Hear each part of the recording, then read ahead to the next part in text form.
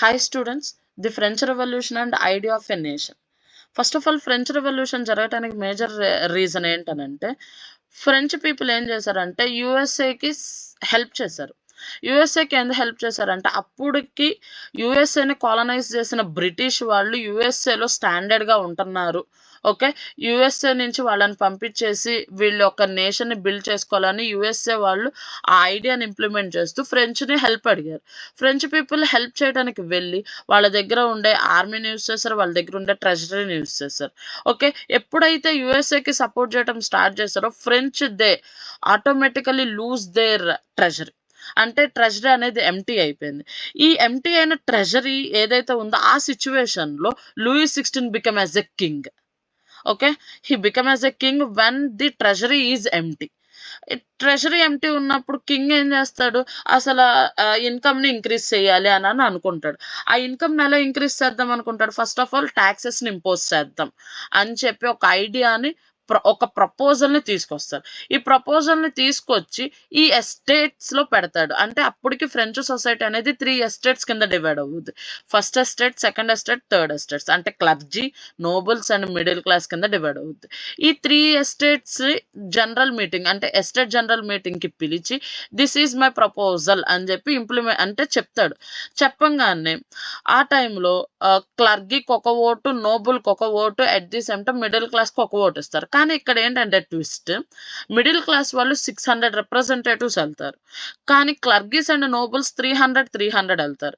ఇక్కడ middle class వాళ్ళు rise చేసిన క్వశ్చన్ ఏంటంటే 300 వచ్చారు కాబట్టి వాళ్ళకి సింగిల్ ఓట్, మేము 600 వచ్చాం కాబట్టి మాకు 2 ఓట్స్ ఇవ్వండి అని అంటారు. బట్ లూయి 16 యాక్సెప్ట్ చేయరు. ఎందుకనంటే ఇట్ ఈజ్ ఏ హైరార్కీ. అంటే ఏంటనంటే వాళ్ళ పాస్ట్ నుంచి వస్తున్న దాన్నే నేను ప్రాక్టీస్ చేస్తాను, నేను కొత్త న్యూ సిస్టమ్ని ఇంప్లిమెంట్ చేయను. మీరు 600 ఉండండి, 1000 ఉండండి, లేదా 1100 ఉండండి, నేను ఇచ్చేది సింగిల్ ఓటే అని చెప్పి అంటారు. అనేటప్పటికి ఆ టైంలో middle class people they feel okay, we are not getting equality and then we are not getting proper respect here అని చెప్పి వాళ్ళందరూ ఏం చేస్తారు అని అంటే ఆ ఎస్టేట్ జనరల్ మీటింగ్ నుంచి వాకౌట్ చేస్తారు. ఓకే, ఇప్పుడు స్టార్ట్ అయింది మనకి ఫ్రెంచ్ రెవల్యూషన్. ఈ ఫ్రెంచ్ రెవల్యూషన్ ఏ ఇయర్లో స్టార్ట్ అయింది, 1789లో స్టార్ట్ అయింది. అర్థమైందా? లూయి 16 ఉన్నప్పుడు ట్రెజరీ అనేది ఎంటీగా ఉండటం వల్ల ట్యాక్సెస్ని ఇంక్రీజ్ చేద్దాం అనుకుంటారు. ఈ ట్యాక్సెస్ అనేది ఎవరు కట్టాలంటారు, మిడిల్ క్లాస్ వాళ్ళు. ఓకే, ఈ మిడిల్ క్లాస్ వాళ్ళు ఏమడుగుతారు, మేము 600 రిప్రజెంటేటివ్స్ వచ్చాము, మాకు 2 ఓట్స్ ఇవ్వండి ఈ ప్రపోజల్కి అని చెప్పి అడిగితే లూయి 16 నాట్ యాక్సెప్టెడ్. దానివల్ల ఈ మిడిల్ క్లాస్ పీపుల్ ఎవరైతే ఉన్నారో ఆ ఎస్టేట్ జనరల్ మీటింగ్ నుంచి వాకౌట్ చేసేసేసి బయటకు వచ్చి ఒక బాడీని ఫామ్ చేస్తారు. ఆ బాడీనే మనం ఏమంటామంటే నేషనల్ అసెంబ్లీ అని చెప్పి అంటాం. ఓకే, ఇదంతా ఎప్పుడు జరిగిందంటే 1789లో జరిగింది. ఇక్కడ చూడండి, ఫ్రెంచ్ రెవల్యూషన్ ఇన్ 1789. మేజర్గా ఫ్రెంచ్ రెవల్యూషన్ జరగటానికి ఏంటనంటే they want to end the absolute monarch. అంటే లూయి 16 రూల్ని ఎండ్ చేద్దాము అని చెప్పి, not about the Louis 16, they want to end the monarchial rule.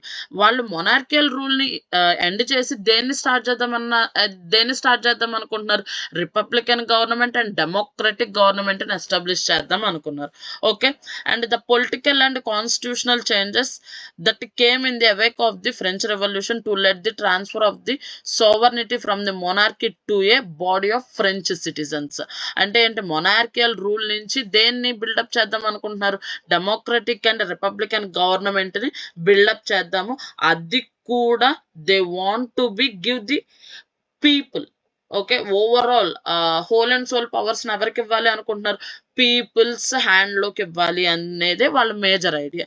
And ఇలా జరుగుతున్నప్పుడు ఓకే, ఎవరైతే థర్డ్ ఎస్టేట్ పీపుల్ వాకౌట్ చేశారో వాళ్ళు ఏం చేశారు, మనమందరం ఒక కలెక్టివ్ ఐడియాతో ఉండాలి, ఒక కలెక్టివ్ థింగ్స్ని చేస్తూ ఉండాలి, మనం ఏది చేసినా మన ఫాదర్ ల్యాండ్ కోసమే, మనం ఏది చేసినా మనకి ఈక్వల్ ఇంపార్టెన్స్ రావటం కోసమే అని చెప్పి వాళ్ళు ఫైట్ చేస్తారు.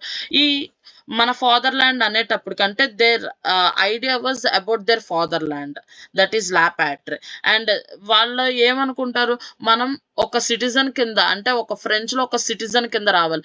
సిటిజన్ అనే ఒక ఐడియాలజీ ఎప్పుడు స్టార్ట్ అవుద్ది, when they have the democratic right. అంటే ఓట్ రైట్ ఎప్పుడైతే వస్తుందో అప్పుడు వాళ్ళని మనం సిటిజన్ అని చెప్పి అని అంటాం. ఓకే, లే సిటిజన్.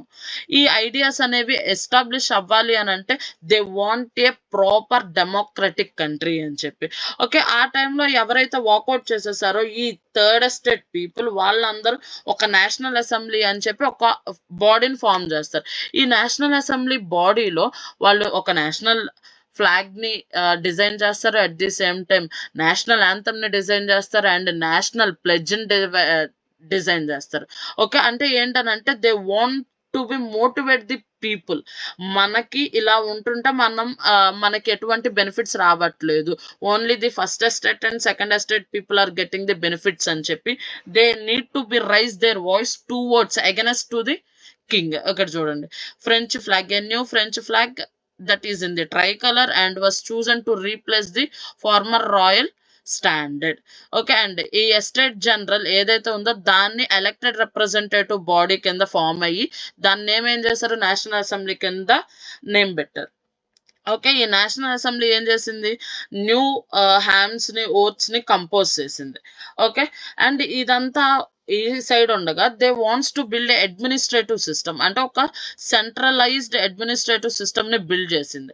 ఈ సెంట్రలైజ్డ్ అడ్మినిస్ట్రేటివ్ సిస్టమ్ ని ఎందుకు బిల్డ్ చేసింది అని అంటే ఏ సిటీలో అయినా అవ్వచ్చు, ఏ ప్లేస్ లో అయినా అవ్వచ్చు, ఒకే లాని ఇంప్లిమెంట్ చేయాలి, అంటే యూనిఫామ్ లా అని చెప్పి. వేరే వేరే ప్లేసెస్ లో వేరే వేరే లాస్ కాకోకుండా everywhere in the French they need to follow this single law అని చెప్పి దాన్నే మనం uniform law for all citizens అని చెప్పి అంటాం. అండ్ ఈ అడ్మినిస్ట్రేటివ్ సిస్టమ్ ఇంకోటి ఏం చేసిందంటే ఇంటర్నల్ గా ఉండే కస్టమ్ డ్యూటీస్ ని అబ్లాయిష్ చేసింది. అసలు కస్టమ్ డ్యూటీస్ అంటే ఏంటంటే ఇదివరకు ఓల్డెన్ డేస్ లో ట్రేడింగ్ జరిగేది, అంటే బయింగ్ అండ్ సెల్లింగ్ యాక్టివిటీస్. మన ప్లేస్ లో ఉండి, అంటే ఇప్పుడు మనం ఒక ప్లేస్ లో ఉంటుంటే అక్కడ బయింగ్ అండ్ సెల్లింగ్ యాక్టివిటీస్ చేయొచ్చు. కానీ మనం వేరే ప్లేస్కి వెళ్ళి బయింగ్ అండ్ సెల్లింగ్ యాక్టివిటీస్ చేయాలంటే మనం అక్కడ సమ్ ట్యాక్సెస్ పే చేయాలి. అంటే నేను ఇక్కడికి వచ్చి నా థింగ్స్ ని అమ్ముతాను అని చెప్పి మనం ఒక ట్యాక్స్ పే చేయాలి. ఆ ట్యాక్స్ ని మనం ఇంటర్నల్ కస్టమ్ డ్యూటీస్ అని అంటాం. ఓకే, ఆ ఇంటర్నల్ కస్టమ్ డ్యూటీస్ ని అబ్లాయిష్ చేసేసింది. ఎవరు అబ్లాయిష్ చేశారు, ఈ నేషనల్ అసెంబ్లీ. ఆ నేషనల్ అసెంబ్లీ ఏంటిది, థర్డ్ ఎస్టేట్ బాడీ, అంటే ఎస్టేట్ జనరల్ మీటింగ్ లో నుంచి వాకౌట్ అయిన బాడీ నేషనల్ అసెంబ్లీ కింద ఫామ్ అయ్యి అండ్ సెంట్రల్ అడ్మినిస్ట్రేటివ్ సిస్టమ్ ని డెవలప్ చేసింది అండ్ ఇంటర్నల్ కస్టమ్ డ్యూటీస్ ని కూడా అబ్లాయిష్ చేసింది. ఓకే, అండ్ ఇక్కడ ఇంకోటి ఏంటంటే మేజర్ స్టెప్ వాళ్ళు తీసుకుంది, the abolish the regional dialects. Okay, అంటే ఏంటి, డిఫరెంట్ లాంగ్వేజెస్ ని అబ్లాయిష్ చేసి ఓన్లీ ఫ్రెంచ్ ని ఎస్టాబ్లిష్ చేసి ఎవరైతే ఫ్రెంచ్ ఉంటారు, అంటే ఫ్రెంచ్ లో ఉంటారో వాళ్ళందరూ ఫ్రెంచ్ లోనే మాట్లాడాలి అండ్ వాళ్ళు రాసే స్క్రిప్ట్ ఏంటి, పారిస్. ఓకే, ఆ స్క్రిప్ట్ లోనే రాయాలి అని చెప్పి they became the common language of the nation. French ని ఒక కామన్ లాంగ్వేజ్ కింద తీసుకొచ్చేసారు. నెక్స్ట్ ఇక్కడ ఏంటనంటే మేజర్ గా ద నేషనల్ అసెంబ్లీ వాళ్ళు ఏమనుకుంటున్నారు, they want to end the despotism, అంటే మొనార్కల్ రూల్ ని ఎండ్ చేసేయాలి.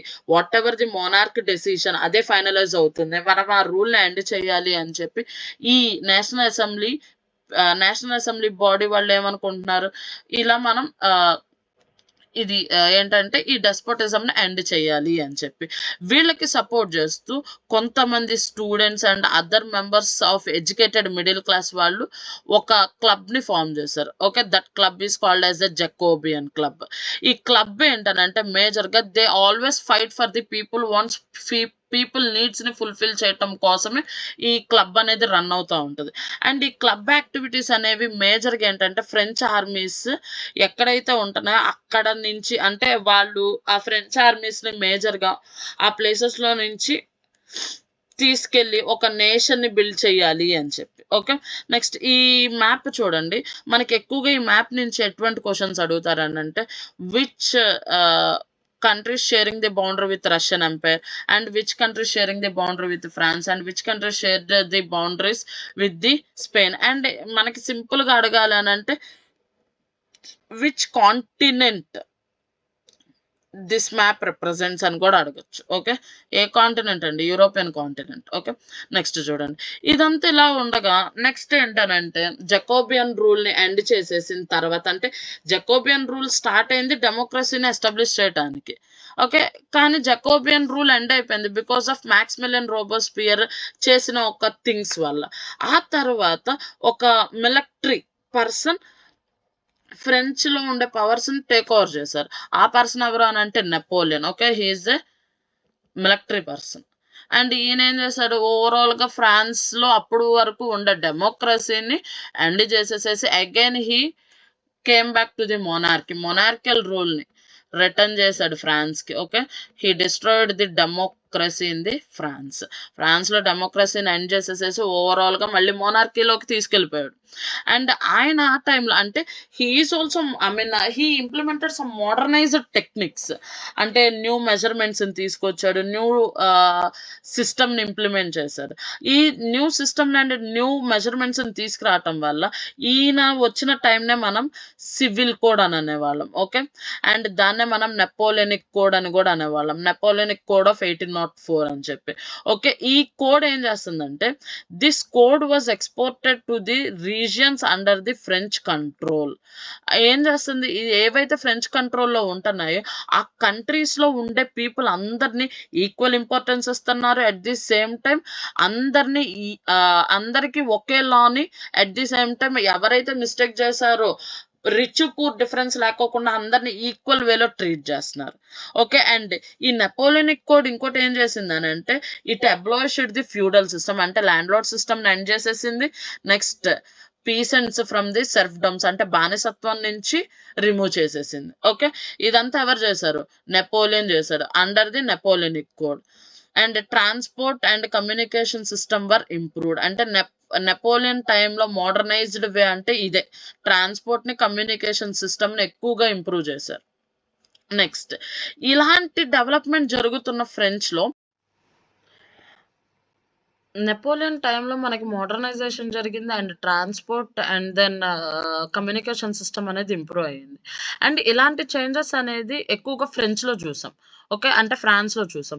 ఈ ఫ్రాన్స్‌లో ఉండే డెవలప్‌మెంట్ ఈ చేంజెస్‌ని చూసి అదర్ స్టేట్స్ ఏవైతే ఉన్నాయో అంటే దాని సరౌండింగ్ స్టేట్స్ అన్నీ ఏంటనంటే దే ఆస్క్డ్ ది ఆహ్, ఫ్రెంచ్ ఆర్మీస్‌ని ఆళ్ళ కంట్రీలోకి వెళ్ళి ఏంటంటే అక్కడ ఉండే కింగ్‌ని లేదా మొనార్కీని వాళ్ళ అండర్‌లోకి తీసుకొని they want to implement the Napoleonic కోడ్‌ని ఇంప్లిమెంట్ చేయటానికి నెపోలియన్ ఏం చేశాడు వాళ్ళ ఆర్మీస్‌ని ఆ కంట్రీస్‌లోకి పంపించాడు. ఆ ఏరియాస్‌లోకి పంపించాడు. ఓకే. దాన్నే వాళ్ళు అంటే అక్కడ ఉండే పీపుల్ వాళ్ళని ఎలా రిసీవ్ చేసుకున్నారంటే they are the real messengers of the liberty అని చెప్పి. అంటే హర్బింగర్స్ ఆఫ్ లిబర్టీ కింద వాళ్ళని ఇన్వైట్ చేశారు. ఓకే. ఇలాగ అంటే నెపోలియన్ ఏంటనంటే అందరి మోనార్కీ సిస్టమ్ అంటే కింగ్స్‌కి అగైనెస్ట్‌గా వెళ్తున్నాడు. కింగ్స్ అందరిని ఏంటనంటే రిమూవ్ చేసేసేసి ఆ ప్లేస్‌ని అతని హ్యాండ్ ఓవర్‌లో తీసుకొని ఫ్రాన్స్ అంటే ఫ్రెంచ్‌ని ఎక్స్‌టెండ్ చేస్తున్నారని చెప్పి many of the Kings they formed a group. అంటే యూరోపియన్‌లో ఉండే రిమైనింగ్ కంట్రీస్ ఏం చేసినాయి ఒక గ్రూప్ కింద ఫార్మ్ అయ్యి నెపోలియన్‌కి అగైనెస్ట్‌గా వెళ్లి నెపోలియన్‌తో వార్ చేసాయి. ఓకే. ఫస్ట్ బ్యాటిల్ ఏంటంటే నెపోలియన్‌తో బ్యాటిల్ చేసింది బ్యాటిల్ ఆఫ్ లిప్జింగ్. అది 1813లో జరిగింది. అందులో ఇనీషియల్ డిఫీట్ అనేది జరిగినా కూడా నెపోలియన్ ఏంటంటే 1815లో కమ్‌బ్యాక్ ఇచ్చేసాడు. కమ్‌బ్యాక్ ఇచ్చి 1815లో డైరెక్ట్‌గా ఒక బిగ్ వార్‌కి వెళ్తారు. ఆ వారే బ్యాటిల్ ఆఫ్ వాటర్‌లో. ఇంకా there is no more Napoleon. అంటే ఇంకా ఫైనల్‌గా నెపోలియన్ పర్సన్ డిఫీట్ అయిపోతారు. ఆ తర్వాత ఏంటనంటే ఆహ్, మేజర్‌గా ఫ్రాన్స్ అనేది again replaced with the monarchial rule. అంటే మోనార్కీ అంటే కింగ్‌తో రీప్లేస్ చేస్తారు. ఇదంతా చేసింది ఎవరు అనంటే Austria. Okay. Austrian person. Is it clear?